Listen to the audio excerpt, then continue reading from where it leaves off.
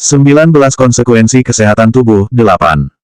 Alasan apa? Tanya Gu Qingqing. Gu Qingqing mendongak dengan bingung.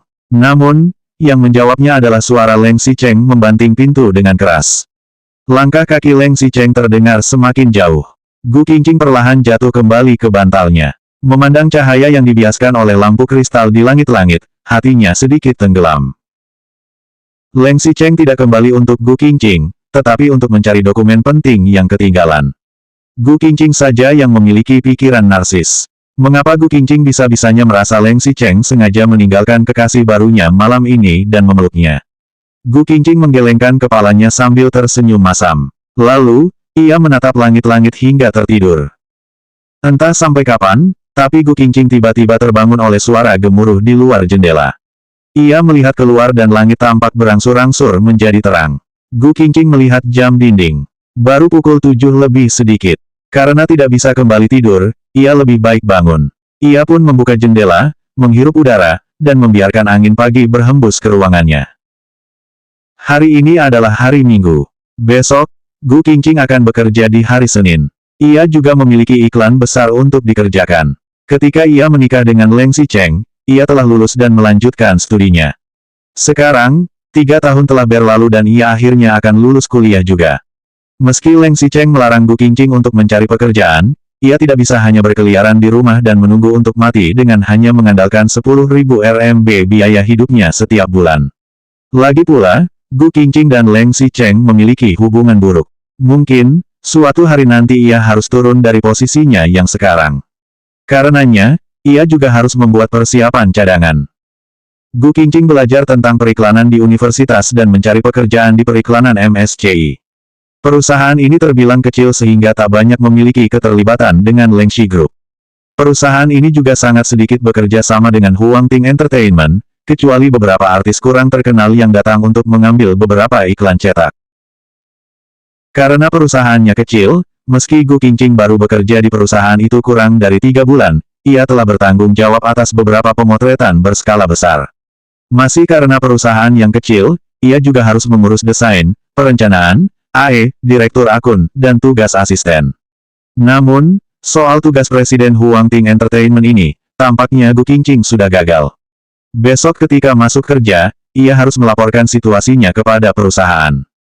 Langit berangsur-angsur semakin terang, namun hujan di luar masih gerimis. Villa Xishan terletak di pinggiran barat Yancheng. Villa ini dibangun di gunung barat dengan pemandangan yang indah dan udara yang bagus. Hanya saja, villa ini agak jauh dari kota dan cuaca jadi agak dingin ketika hujan turun. Anginnya juga agak kencang. Semalam, Gu Qingqing kehujanan dan tidak dapat tidur nyenyak. Kepalanya agak sakit. Leng Xicheng seharusnya sudah pergi tadi malam. Leng Xicheng pergi atau tidak, bagaimana juga dia bisa mengaturnya. Gu Qingqing tersenyum masam. Sikap Leng Xicheng selalu tidak menentu. Jarang sekali Leng Xicheng berada dalam suasana hati yang baik. Saat-saat itu membuat Gu Qingqing berimajinasi, seakan Leng Xicheng tidak membenci Gu Qingqing. Bahkan, ada kelembutan dari diri Leng Xicheng. Tetapi, Leng Xicheng lebih sering merasa tidak puas, mau bagaimanapun Gu Qingqing mencoba untuk menyenangkannya. Gu Qingqing menutup jendela, bersiap mandi, dan berjalan menuruni tangga sambil memberitahu pembantu, saya tidak nafsu makan untuk sarapan hari ini. Saya ingin sesuatu yang ringan, seperti bubur. Sebelum Gu Qingqing menyelesaikan kata-katanya, ia mendengar suara televisi dari ruang tamu yang terdengar seperti berita keuangan. Televisi itu sedang menyala dan layarnya berkedip. Pembantu yang mendengar Gu Qingqing dari dapur kemudian keluar, menjawab, ada apa, Nyonya? Gu Qingqing menggelengkan kepala dan melihat ke arah ruang tamu. Terlihat kepala berambut coklat yang menyegarkan duduk di sofa dengan punggung membelakanginya. Itu adalah Leng Xicheng. 20 Mengapa tidak tersambung? 1. Leng Xicheng masih ada di sini. Gu Qingqing benar-benar kaget. Bukankah semalam Leng Xicheng membanting pintu dan keluar? Mengapa dia masih ada di sini? Di ruang tamu, Leng Xicheng sepertinya sedang menelepon dan punggungnya membelakangi Gu Qingqing. Meskipun Gu Qingqing tidak bisa melihat ekspresinya, nada bicara Leng Xicheng jelas terdengar sangat tidak menyenangkan. Kemana kamu pergi? Kemarin ada dokumen ketinggalan dan setelah semalaman mencari, pagi ini dokumen itu baru ketemu. Aku memintamu keluar untuk membeli bubur dan mengantarnya ke rumah, tapi ini sudah hampir 1 jam sejak kamu keluar. Apakah kamu tersesat sampai ke kota lain?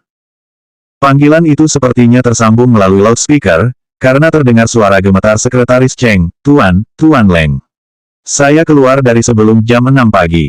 Harusnya hanya butuh setengah jam untuk masuk ke jalan raya kota. Tapi karena tadi malam hujan, jalannya basah dan ada kemacetan lalu lintas di jalan raya. Saya belum sampai di persimpangan jalan, jadi di mana saya bisa membelinya lebih awal. Leng Xicheng ikut kehilangan kata-kata semalam. Leng Xicheng telah memberitahu Sekretaris Cheng bahwa ada sebuah dokumen yang tidak ia bawa. Awalnya, Sekretaris Cheng mengatakan bahwa dokumen itu berada di ruang buku. Kemudian, ia bilang dokumen itu ada di kamar Leng Xicheng. Setelah mencari sepanjang hari, dokumen itu akhirnya ketemu di bawah nampan buah di atas meja teh di ruang tamu. Leng Xicheng bahkan dapat melihat dokumen itu ketika membuka pintu karena posisinya yang sangat mencolok. Kini, Leng Xicheng telah memerintahkan Sekretaris Cheng sejak pagi untuk membeli sarapan.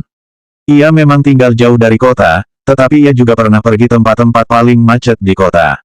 Mau bagaimana lagi? Lagi pula, Leng Xicheng lah bosnya. Sekretaris Cheng hanya bekerja sebagai bawahannya. Tapi tetap saja, Leng Xicheng masih belum puas. Sekretaris Cheng, saya belum memotong gajimu akhir-akhir ini. Apakah itu terlihat sangat baik? Saya sudah bilang, saya suka bubur jujube jahe dengan sutra rumput laut Shanghai, lobak putih, sayuran tomat, bawang, dan daging sapi. Jika saya tidak makan sarapan, lapar, dan tidak punya energi, saya tidak akan bisa bekerja dengan fokus. Selain itu, kamu sekarang masih terjebak di jalan, dan akan butuh beberapa jam untuk kembali. Jika pertemuan perusahaan pada pukul 10 nanti jadi tertunda, bisakah kamu tanggung jawab? Tidak, bukankah itu konferensi video? Sekretaris Cheng menjawab pelan, kalau tidak, Anda mengadakan pertemuan sebisanya di Villa Xishan dulu. Gu Qingqing tidak dapat mendengar sisa percakapan mereka karena Leng Xicheng langsung menutup telepon. Leng Xicheng berdiri, tubuhnya tampak dipenuhi aura yang kuat. Begitu Leng Xicheng menoleh, ia menatap balik Gu Qingqing. Wajahnya yang tampan tak menunjukkan ekspresi. Ia menginjakkan kakinya yang panjang dan berjalan naik ke lantai atas. Namun, ia mengambil sisi lain-lain dari posisi Gu Qingqing menyandarkan tangannya, melewati istrinya itu tanpa mengucapkan sepatah kata pun. Seolah-olah, Gu Qingqing hanyalah udara kosong. Gu Qingqing membeku selama beberapa detik. Ia lalu mendongak, memperhatikan Leng Xicheng menaiki tangga dan memasuki kamarnya sendiri sambil menutup pintu dengan kuat. Pembantu tadi tidak keluar dari dapur sampai ruangan benar-benar tenang. Ia tampak sedikit gemetar saat memandang Gu Qingqing. Nyonya, tuan ini. Gu Qingqing menggosok alisnya. Saya pikir, dia mungkin akan tinggal di sini hari ini. Lalu, bagaimana dengan sarapan tuan? Omong-omong, Sekretaris Cheng masih keluar. Bagaimana dengan sarapan Leng Xicheng? Tidak baik jika Gu Qingqing tidak menyiapkan sarapan untuknya. Tapi, mengingat kepribadiannya yang cerewet itu, siapa tahu apa yang akan terjadi. Lupakan saja, biar aku siapkan.